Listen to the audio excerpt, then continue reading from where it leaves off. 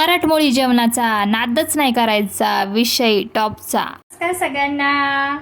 अहो नवीन वर्ष येतंय, काही गोडधोड जेवणाची तयारी आहे की नाही ना? तर चला, आजची आपली रेसिपी आहे गुढीपाडवा स्पेशल मराठमोळी जेवण खास तुमच्यासाठी. चला तर मग सुरू करू. सगळ्यात पहिले तर हरभऱ्याची डाळ स्वच्छ पाण्याने धुवून घ्यायची आणि कुकर मध्ये डाळ शिजायला घालायची. डाळ शिजेपर्यंत गुळ असा चिरून घ्यायचा. आता आपल्या कुकरच्या 5 शिट्ट्या झाल्या. डाळ छान शिजली. आता डाळ बारीक करून घ्यायची आणि कढईमध्ये गुळ वितळायला ठेवायचा. गुळ वितळला की त्यामध्ये बारीक केलेली डाळ घालायची आणि थोडीशी विलायची पूड आणि जायफळ घालायचं. पुरण असं छान परतून घ्यायचं.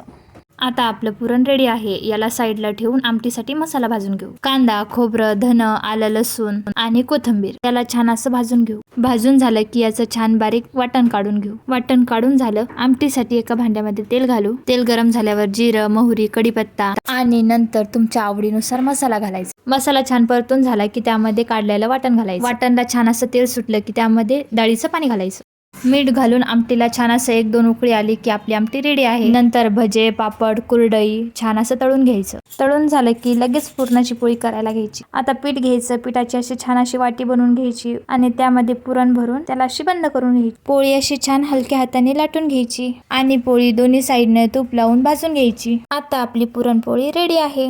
जास्त उशीर न करता लगेच नैवेद्याचं ताट बनवायचं. आमटी, भात, भजे, पापड, कुरडई, पुरणपोळी आणि गुळवणी सगळं असं नैवेद्याच्या ताटात ठेवायचं आणि पहिले देवाला नैवेद्य दाखवायचा, मग जेवायचं.